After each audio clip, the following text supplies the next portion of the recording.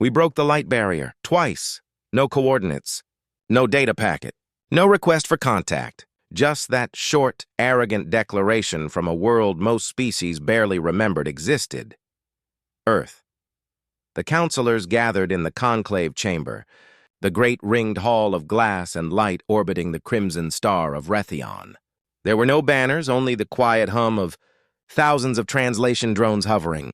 Between the dignitaries of 100 civilizations, the atmosphere was heavy with disbelief. The supreme arbiter of the council, High Archon Tel Ravan of the Othari Dominion, rose first. His silvery armor caught the light like liquid metal. "Humans," he said, the word rolling from his throat as though it carried a bitter taste. "Their species has always been reckless. But this borders on suicidal." Around the chamber, murmurs rippled.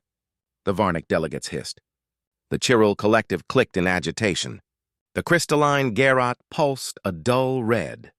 Tel Ravan's voice deepened. If what they claim is true, they have not merely invented faster-than-light travel.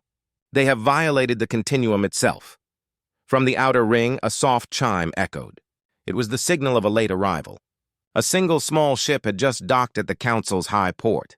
An envoy. From Earth. Captain Miriam Hayes stood at the threshold of the conclave chamber, her black Earth Fleet uniform immaculate despite the long journey. Her eyes, gray and calm, scanned the towering assembly of alien leaders as though she were studying them, not with fear, but with quiet curiosity.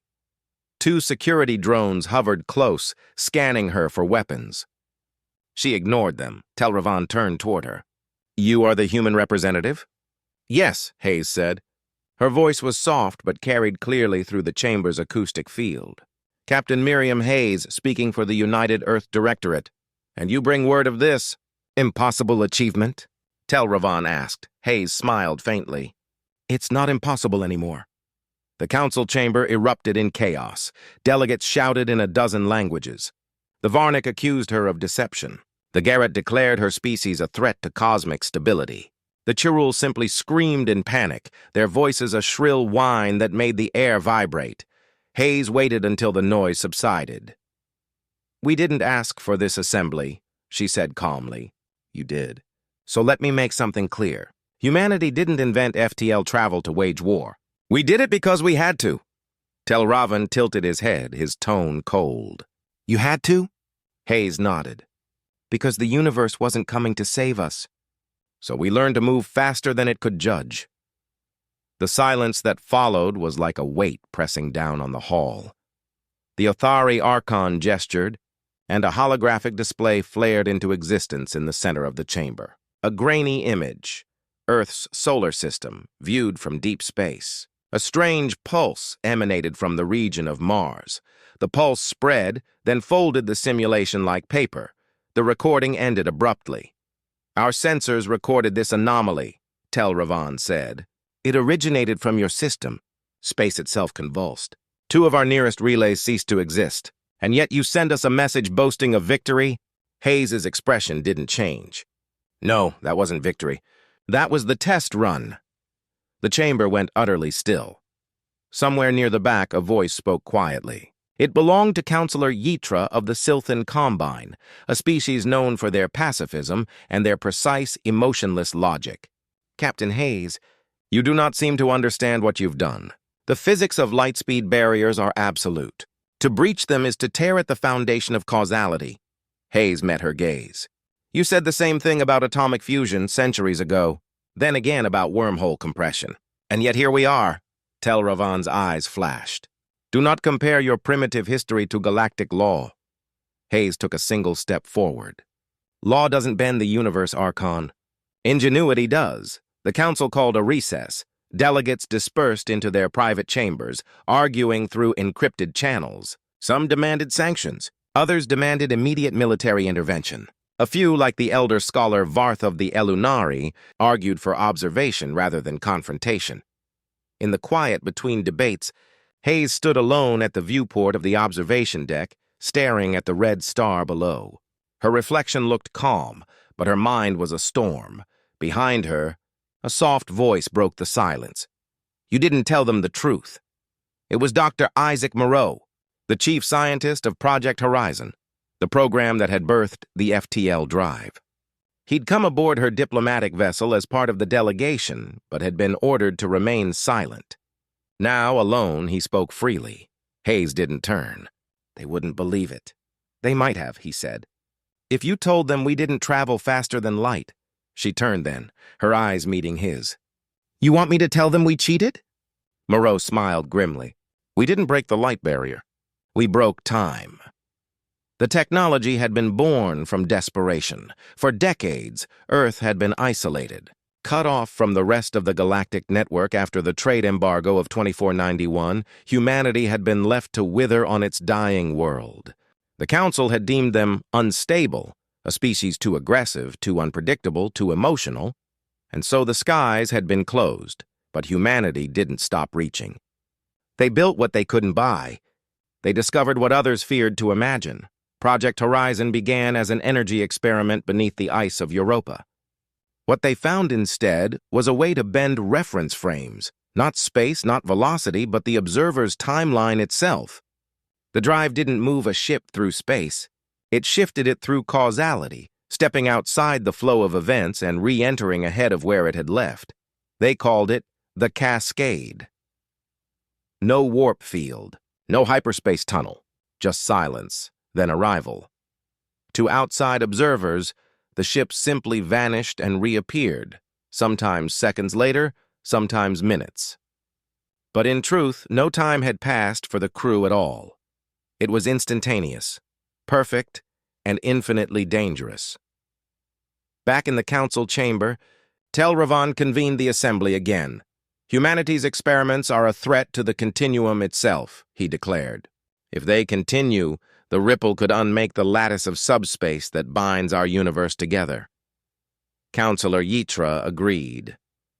Containment is essential. A quarantine around the Sol system at minimum. Another delegate, Admiral Ruck of the Vor Empire, snarled, Quarantine? No. Annihilation.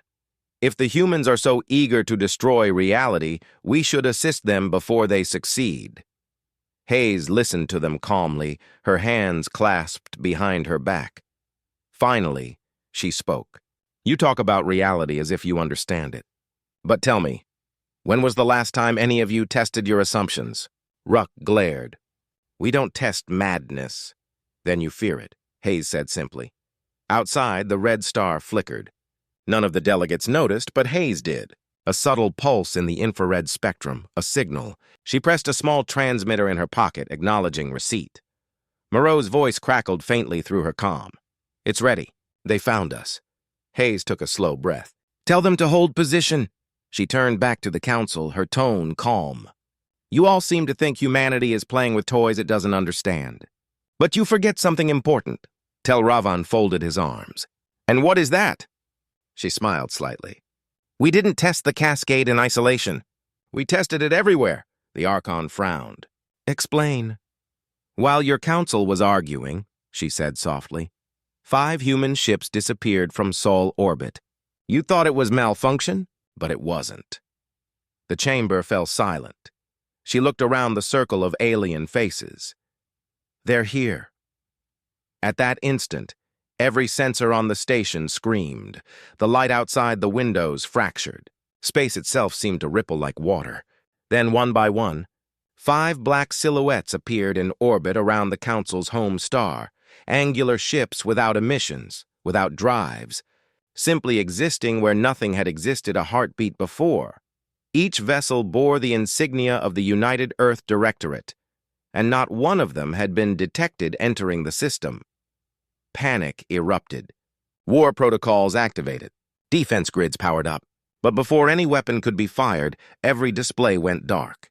The entire Council station, its network, its weapons, its power systems, was overridden by a single signal. A voice filled every hall, calm and steady. Do not be afraid. We are not your enemy.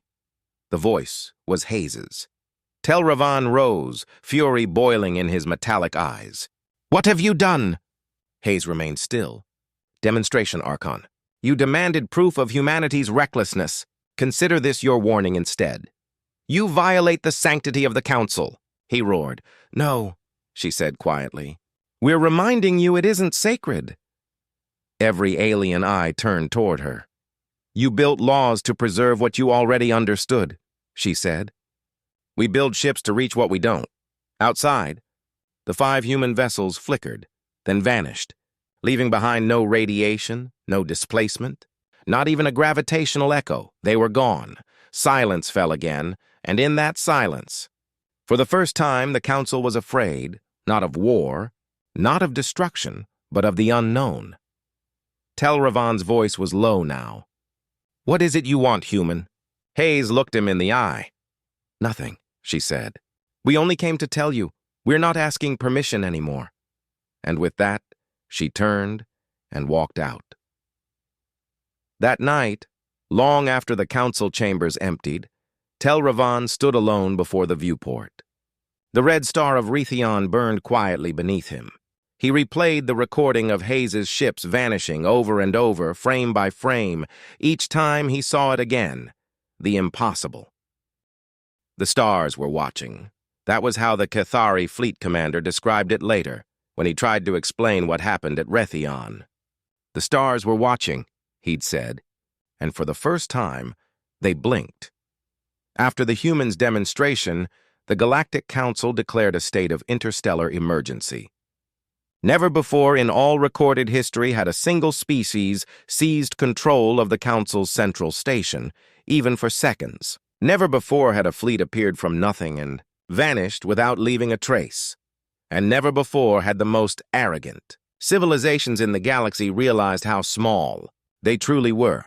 High Archon Tel Ravan did not sleep. He sat alone in his private chamber, staring into the hollow reflection of his own armor. The datapad on his desk glowed with reports from across the rim, sensor ghosts, distortions, unexplained disappearances of patrol vessels near the Sol boundary. Every report carried the same haunting phrase. "No warp signature detected." He activated a holoscreen. The faces of 3 council members appeared: Admiral Rook of the Vor Empire, Yitra of the Silthan Combine, and Chancellor Varth of the Elunari. Rook's voice rumbled first. "They must be contained. Their technology is unstable. You saw what they did to the lattice during their test. If they continue, they'll rip the grid apart." Yitra's tone was cooler, clinical. "Containment is insufficient. We must understand it. We cannot act in ignorance." Varth spoke last, his voice low and calm. "Perhaps ignorance is all that keeps us alive." Meanwhile, in the shadow of Jupiter's orbit, a small human fleet gathered. 5 ships, each bearing the same mark: Horizon Division. Captain Miriam Hayes stood at the command deck of the lead ship, Artemis, her eyes fixed on the hollow map of the solar system. Behind her, Dr. Isaac Moreau adjusted the controls on a complex array of holographic nodes, each linked to the Cascade Drive's temporal field. "We're stable," he said softly. "No ripple activity detected." Hayes nodded. "And the test subjects?"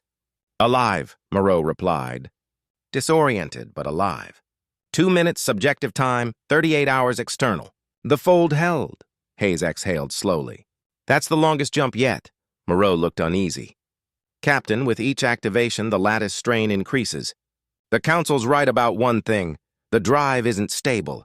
We're bending something we don't understand." Hayes turned toward him. "We never understood fire when we first used it either. We learned by burning." On the far edge of Council space, a probe drifted in the dark. It belonged to the Vor Empire, one of many monitoring humanity's quarantine zone. For months it had reported nothing unusual. Then, without warning, its sensors detected a brief anomaly, a spike in causality drift, a shadow of mass without origin, and then silence. A week later, the Vor sent a destroyer to investigate. It never returned. All that remained was an echo, an electromagnetic whisper that repeated for 12 hours before fading. "We warned you not to follow." Inside the council chamber, panic gave way to strategy. Tel Ravan stood before the assembly. "We are no longer dealing with curiosity. Humanity's Cascade Drive is not a weapon. It's a threat to causality itself." Counselor Yitra folded her arms. And yet, Archon, our scans show no radiation, no subspace distortion, no tachyon residue. If their technology truly violates causality, it does so perfectly. We cannot detect them, Rook growled. Then we force them to reveal themselves. A preemptive strike.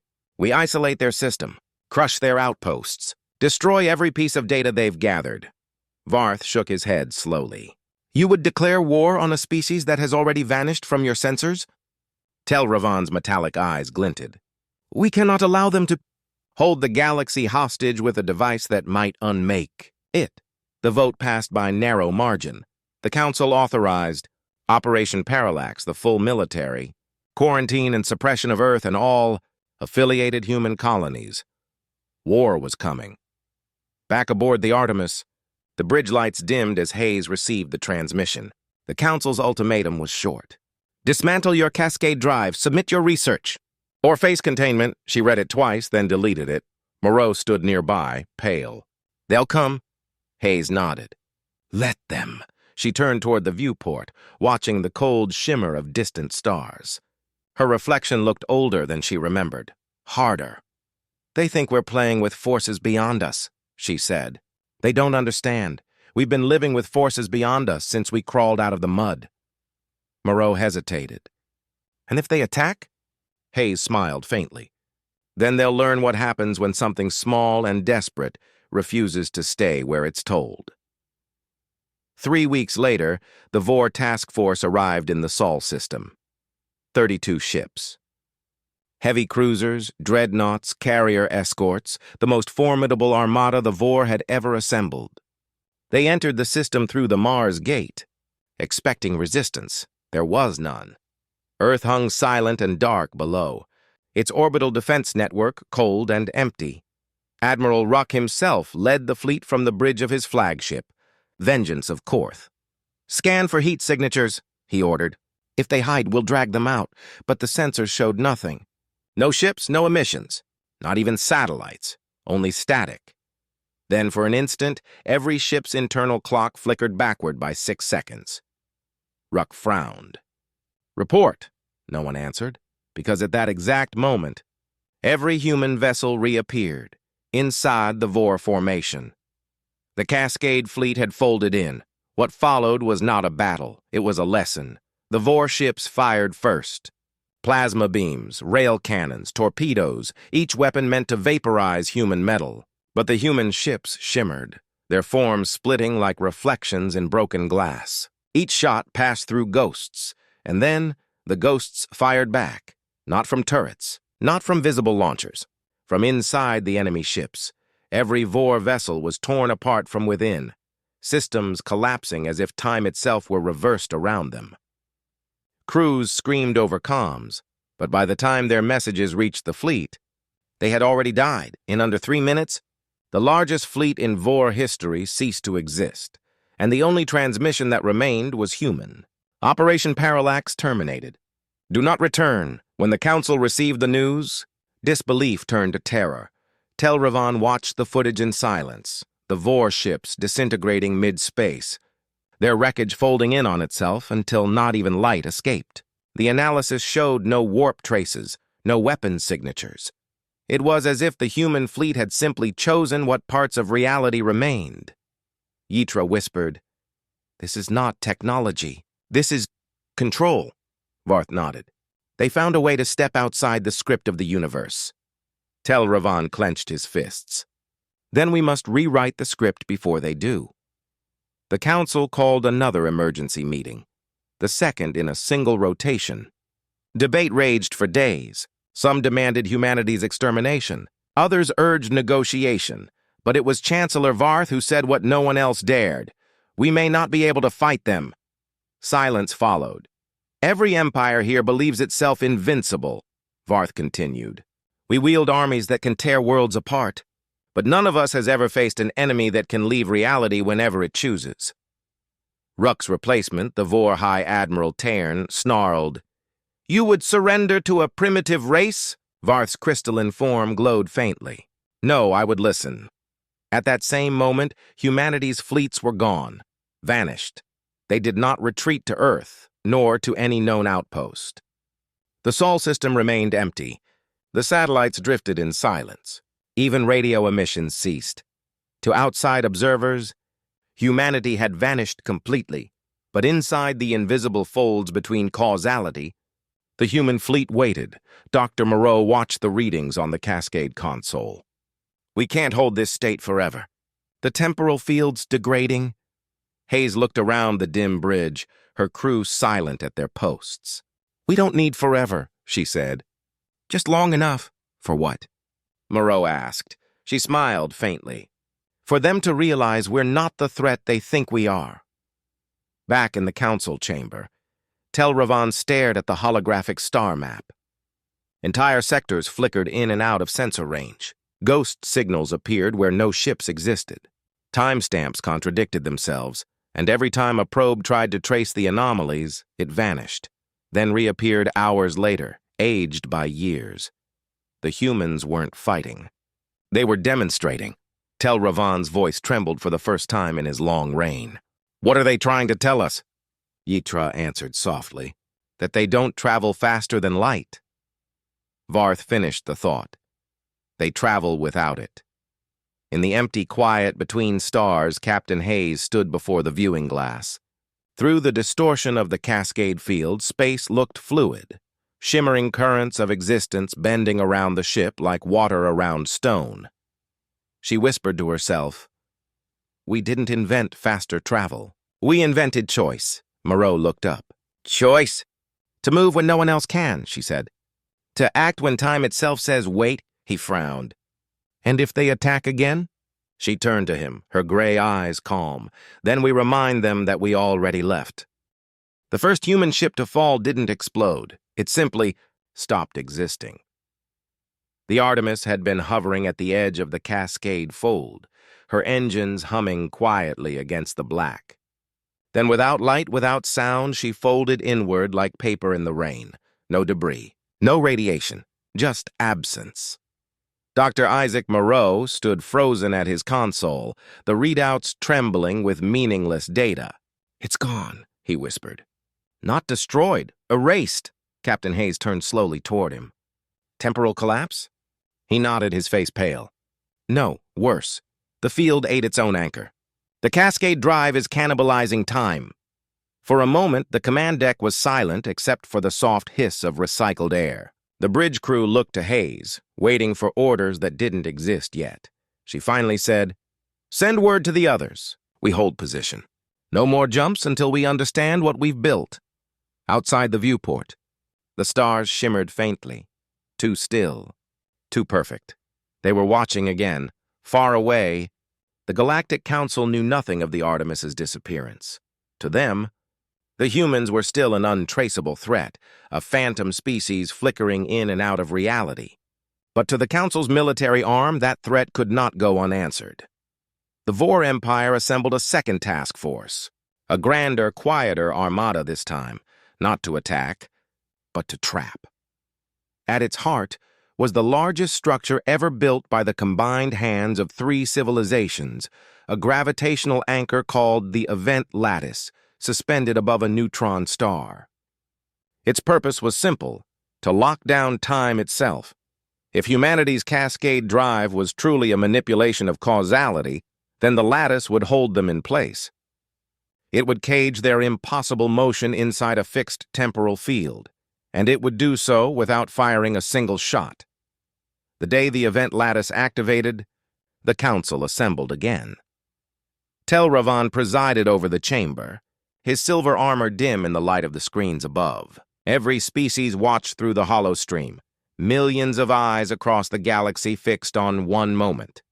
Humanity believes itself untouchable, Tel Ravan said. Today we remind them that the stars still have laws. A technician's voice came through the comm channel. Lattice field initialized. Temporal anchor stable. Tel Ravan nodded. Begin phase lock. The lattice began to glow. The neutron star below twisted the fabric of space-time, feeding its raw gravity into the shimmering cage. Across the void, subspace trembled. The trap had been set. On board the hidden Daedalus, one of the remaining human ships, alarms screamed through the decks. The Cascade field flickered, stuttered, then collapsed entirely. Moreau stared at the readings. They found us. Hayes steadied herself against the railing as the ship shuddered. No, they found our shadow. We never stopped moving. But even as she said it, the lights dimmed. The ship slowed, perceptibly. For the first time since they had vanished into the Cascade, she could feel time again. Whatever they're doing, she said, it's working. Moreau's voice was thin. It's not just working. They're freezing the lattice around us. If they lock it completely, we'll never move again. Hayes stared out the viewport. In the distance, something glowed. Faint. Golden, like a net of lightning strung across the stars. The event. Lattice. The councils. Observers watched as a single ripple appeared. Inside the cage, a human vessel caught within the gravitational. Webb gasps filled the chamber. It's them! Cried a delegate. The humans! On screen, the Daedalus struggled, light bending, hull twisting against invisible pressure. Telravan stood tall, his voice carrying like iron. End this. Seal the lattice. But Varth of the Elunari raised a hand. Archon, wait, observe. They're not firing. They're reacting. The humans weren't attacking. They were transmitting a signal, faint, rhythmic, encoded in ancient binary. It pulsed once every 10 seconds. 10-0-10-0-10. Help. 10-0-10-0-10, doctor. Moreau's hands shook. They're suffocating us, he said. The drive's resonance is collapsing. Hayes gripped the console. Route all power to the field stabilizer. Keep us between folds. He looked up at her, terrified. Between? You mean nowhere? Exactly, she said. If we can't move forward in time, we'll move outside of it. The ship groaned as its structure bent under impossible forces. The sound was low, like the growl of a god through static. Then slowly the stars began to blur. Moreau whispered, Captain, you're killing us. Hayes's expression was calm, almost peaceful. We're already dead if we stop. From the Council's perspective, the human ship shimmered. Then it elongated. Then it split into 1,000 ghostly silhouettes, each one half a second apart from the others, flickering in perfect rhythm. Ytra whispered, They're phasing through time. No one's ever survived a half-second temporal split before.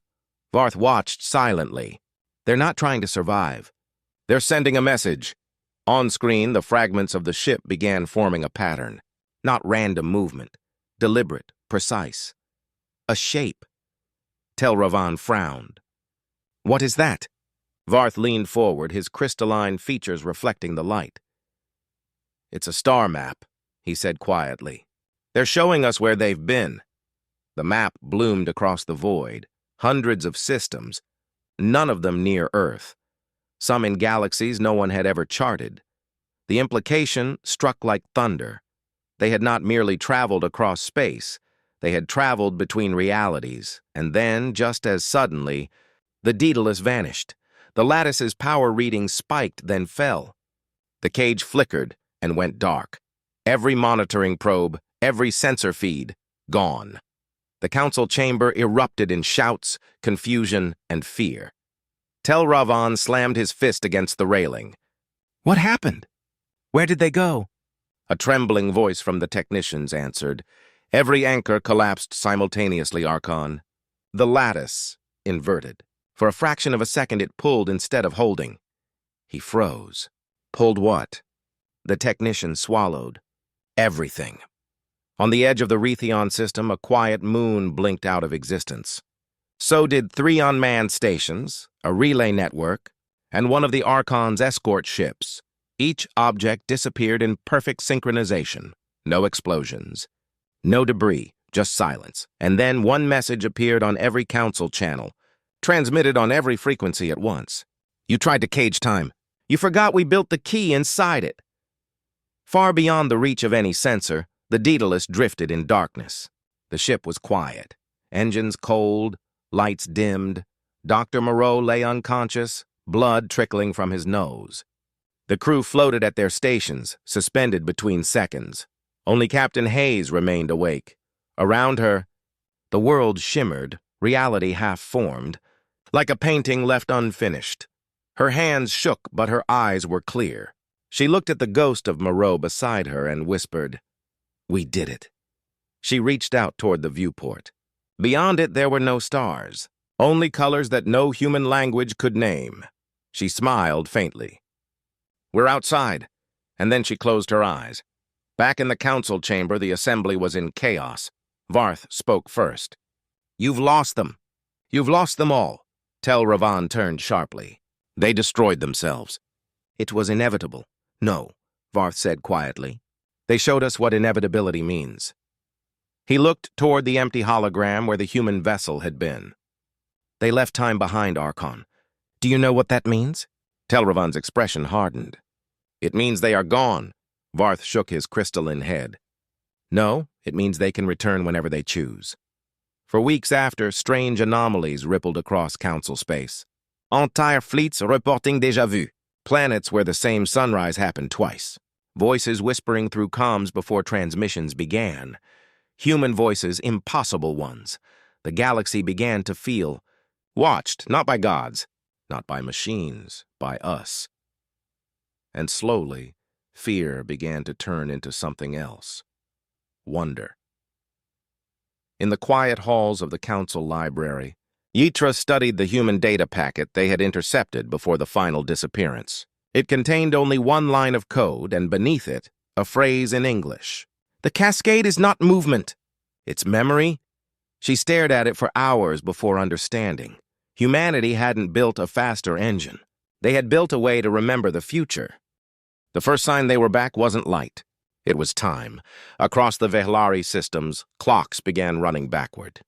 A second here, a minute there.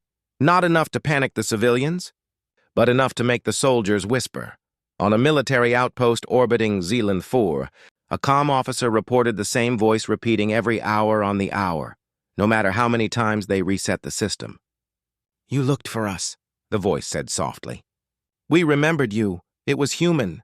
No one knew how, or from where." Archon Tel Ravan stood before the council chamber again, but his confidence was thinner now, the kind of brittle arrogance that grows around fear. "Containment protocols have been activated in all border sectors," he said. "If humanity has survived, they are limited to interference through subspace anomalies. They no longer possess bodies." Varth of the Elunari tilted his head. "And yet they still speak." "Echoes," Tel Ravan snapped. "Residual time fractals. Nothing more." But deep down, he didn't believe it. No one did. In the far reaches of council space, another ripple appeared. A faint light above a forgotten mining moon. Sensors identified it as human. That alone was impossible. What emerged from the void was a single vessel, scarred, flickering, haloed by static distortion. Its hull bore no markings, only a single emblem burned into the side, an open eye surrounded by concentric rings. The Daedalus. It had come back. When the council's observers linked into the visual feed, their channels filled with static before resolving into the interior of the ship. Captain Hayes sat in her chair, pale, unmoving. Around her, the crew drifted in frozen silence. Dr. Moreau's body was slumped over his console, but his console was active. The screen displayed a continuous data stream, cascading patterns of quantum coordinates shifting faster than any mind could follow. A voice came through the feed. Hayes's, but slower, layered, as if echoing across centuries. "We went beyond time. We saw the truth. The drive wasn't meant for travel. It was meant for choice." The feed cut. Every council relay monitoring it melted within minutes. 2 days later, the event lattice, the same structure that had trapped them, reactivated on its own. No command codes. No power source, just the hum of something vast remembering how to be alive. Technicians screamed as the readings climbed. Temporal energy buildup, catastrophic. Resonance amplitude exponential. Causality drift, unmeasurable. And then, a human voice whispered through every system at once. "You caged us. You froze time to make yourselves safe. But safety is an illusion made by the afraid." The lattice turned itself inward, and in one silent burst, it collapsed, folding into a sphere smaller than a human eye. Every ship within 10 light minutes simply stopped. Engines died. Shields failed. Weapons refused to fire, and yet no one was harmed. Instead, each crew member heard something in their mind. Not sound, not speech, but understanding. A memory that wasn't theirs. Earth. They saw the first test of the Cascade Drive. The hope in human eyes. The trembling fear of a species standing at the edge of the impossible. They saw the disasters that followed, the time distortions, the voices from their own future pleading them to stop. They saw humanity bury the truth, then uncover it again when desperation outweighed caution, and they saw Captain Hayes's final order, not to escape, but to transcend. She had not intended to survive. She intended to evolve. Varth collapsed to his knees in the council chamber, overwhelmed by the flood of memory. He gasped, clutching his head. "They're showing us everything," Tel'Ravon staggered, gripping the railing. "Get it out of my mind!" But there was no command to give. The entire chamber was silent, every delegate staring at the air, eyes unfocused, lost in visions of human defiance and wonder. And then, just as suddenly, it ended. Silence filled the galaxy again. When the delegates looked up, a single figure stood in the center of the chamber. Human. Or something that once had been. She shimmered faintly, as though time itself refused to settle around her. Her face was familiar, Captain Hayes. But her eyes glowed softly, reflecting a light that came from nowhere. Tel'Ravon took a step back, trembling. "You're dead," her voice was calm. "I was." Every being in the chamber held its breath. She continued. "You tried to hold the universe still, to measure it, to own it, but we found the one thing that can't be measured." "What is that?" Varth asked quietly. She smiled faintly. "Possibility." She turned her gaze toward the great dome above them, where the stars of the council homeworld shimmered faintly. "You feared what our drive could do," she said. "You thought it broke your laws." But the Cascade wasn't about faster travel. It was about freeing ourselves from inevitability. Her voice softened. "We saw the end of everything. Your empires, your galaxies, the last photon fading into cold. We saw it because time led us, and then we asked the simplest question imaginable. What if we didn't accept it?" She raised her hand. Light gathered around it, folding like silk. A small orb appeared. A star, no bigger than her palm, burning gently in the air. "Creation," she whispered. "By will alone." The council chamber was silent. Even Tel'Ravon could not speak. Hayes stepped forward. "You cannot cage time. You can only decide what to do with it." She looked at him. "And you chose fear." Her gaze softened then, not anger, but pity. "We are not your enemies. We are your future." The orb in her hand dimmed, then vanished, and with it, so did she. For the next month, strange miracles began happening across the galaxy. A dying star reignited itself. A colony ship lost for 80 years reappeared, its crew unharmed and unaware of any missing time. A war between two council-member species ended overnight, when both fleets simply forgot they were fighting. Each time, a human voice whispered through the static of the void. "We remember." Tel'Ravon resigned his position as Archon. He spent his final years in silence, wandering the gardens of his homeworld.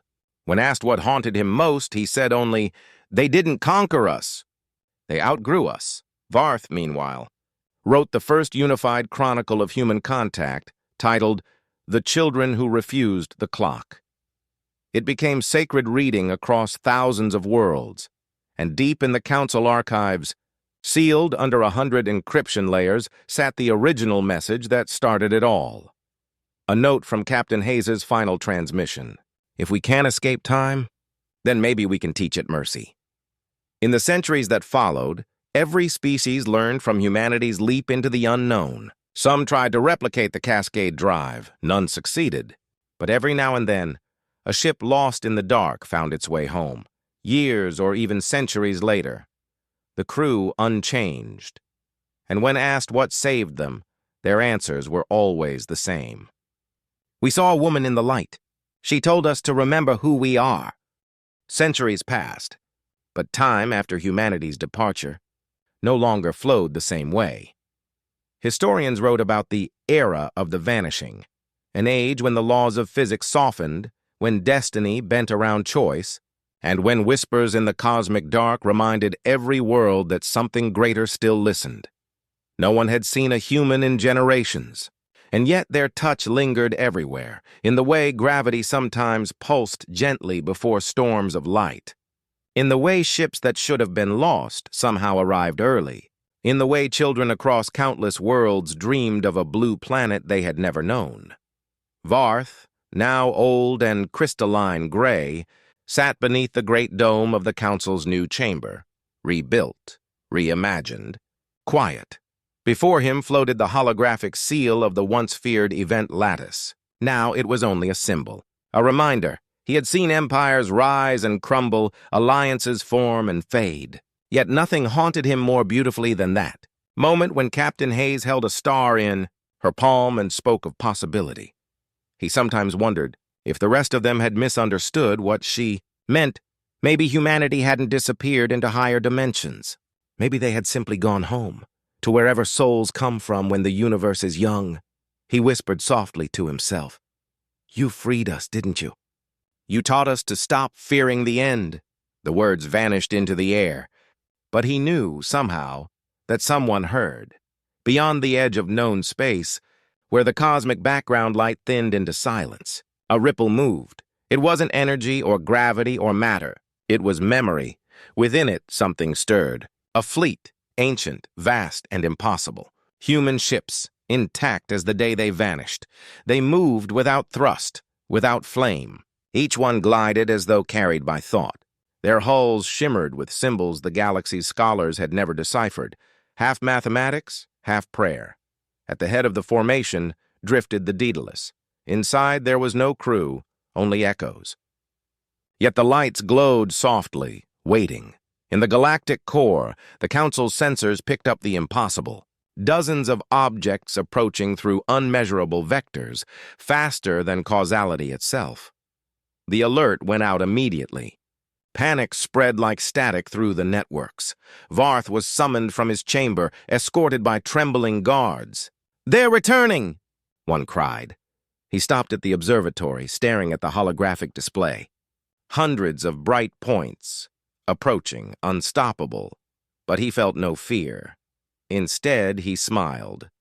When the first human fleet arrived, there were no demands. No weapons, no message. They simply appeared, like stars being born in the wrong place. One ship descended gently toward the Council's homeworld, shimmering as though wrapped in sunlight. It hovered above the great city and released a single pod. The pod opened. Inside was a book. Real, physical. Paper and ink. The cover bore 2 words in ancient English. "The future we choose." Scholars opened it with care. Inside were thousands of entries, not of conquest but of compassion. Blueprints for terraforming barren worlds with biological harmony. Designs for engines that sang instead of burned. Mathematical hymns describing the geometry of kindness. And at the center, a single handwritten note. "You once feared our technology. But our greatest creation was never the cascade. It was hope. It was signed." Hayes Varth wept when he saw the signature. It had been 500 years. And yet somehow he felt her presence, the same calm that had filled the chamber when she stood before them, glowing with impossible grace. He spoke softly to the assembly that gathered. "They were never our enemies. They were our teachers. They showed us what happens when courage and compassion become one." He closed the book carefully, as if afraid the words might vanish. Let this be their legacy, not as ghosts of a dangerous invention, but as the first children of forever. The Council declared a new age, the era of choice. For the first time in galactic history, the great powers agreed to dissolve their empires. No central authority, no enforced law, only shared will. Every species was free to decide its path. No wars followed. Not one. because everyone remembered what it had cost humanity to earn that freedom. Generations later, on a quiet world orbiting a pale sun, a child was born with strange eyes, blue like oceans no one had seen for millennia. When she touched the air, time flickered. When she spoke, her voice carried the warmth of forgotten gravity. Her parents called her Haze, and when she grew old enough to ask where she came from, she was told stories of travelers who defied the stars, of a ship that vanished into light, and of a people who learned how to remember tomorrow. She listened quietly, then smiled. "They're not gone," she said. "They're waiting for us to catch up." And perhaps she was right. Because sometimes, in the deep hours of night, the sky itself seemed to hum, a faint, steady rhythm, like the heartbeat of a sleeping god. If you listened closely enough, it almost sounded like words. "We remember you. We never stopped." Across the cosmos, the echo of humanity lingered, not as conquerors, not as ghosts, but as the proof that will, the stubborn, reckless, hopeful will of a fragile species from a blue world, could bend even time itself toward mercy. And in the silence that followed, the galaxy finally understood. Humanity had not been the first to reach the stars, but they had been the first to forgive them.